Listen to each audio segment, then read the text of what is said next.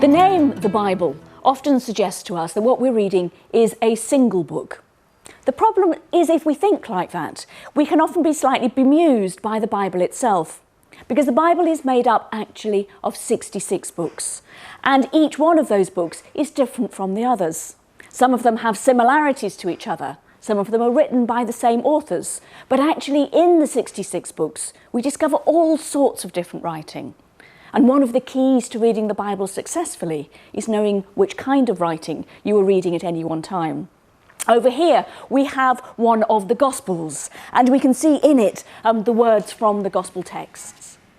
And it's a library written by everyone from conditions of absolute exaltation and liberation in the Exodus, for example, set free, and how you celebrate that, through to utter despair, exiled, enslaved, despairing, tortured, through to the New Testament and full of the incredible vigor and life of having met Jesus and seen him risen from the dead, through to working out what that means in practice in the epistles, and through to the incredible story of the growth of the church in its early years, and ending with this amazing, complex, psychedelic book of Revelation.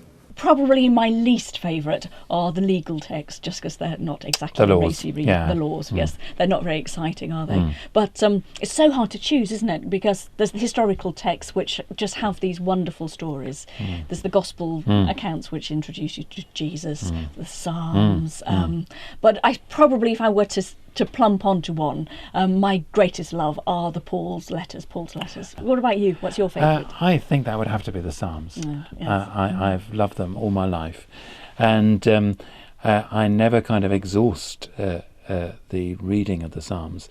And actually, there, as you know, there are many different kinds of Psalms. So there's Psalms of praise, there's Psalms of lament, there are wisdom sayings embedded in the Psalms, there are prayers for the nation, there are prayers for individuals. My favourite book is the Book of Ruth.